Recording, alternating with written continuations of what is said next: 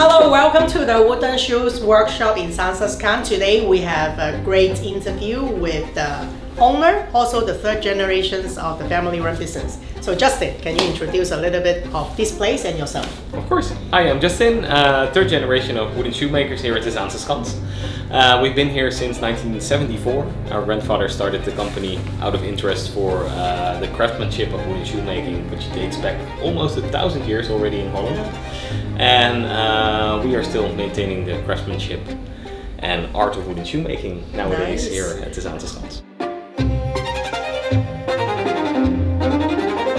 We are trying to teach people the art of wooden shoe painting. Wooden shoe painting also dates back about 400 to 500 years, maybe even more. Okay. And there's a lot of special techniques, special painting techniques that are used nowadays from Friesland, the province of Friesland, which is up north in Holland. And of course the traditional design, like the yellow wooden shoes, representing like people saying that it's always the three Amsterdam crosses, but it actually has a biblical history. Yes. So it's very interesting to learn about, and of course to paint one yourself. People, also.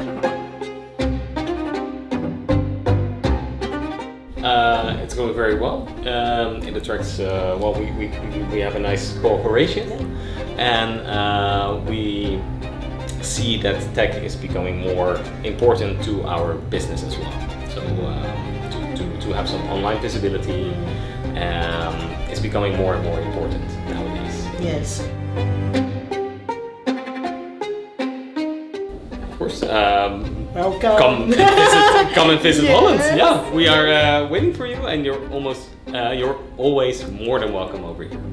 Thank you. We like to teach you a lot about our history, our arts, crafts, and heritage. Yes. Did you still make the wooden shoes, or have you ever, since you are kids? Yeah. Did you make wooden shoes your father or your grandfather? My grandfather, but we always do it on the machines, and we can do partly by hand. But learning it by hand is very, very hard. It takes about 7 to 8 years to learn how to make a perfect wooden shoe, because of course the left and right foot have to match exactly. So they have to be the right shape, the right size, everything. Yes. It's very, very hard to make them by hand. So there's only, I think, a dozen of people that still do that in Holland. 10 to 12 people that can only do it by hand. So it's like a heritage thing, an intangible heritage that you maintain. And it's actually officially like immaterial heritage. Wow. So thank you very much for Justin for the interview, and then we hope to bring more cultural experience, cultural products to our Chinese cultural seekers, and welcome to follow us on our channel. Thank you very much. Thank you, Justin. Thank you very much. Thank you.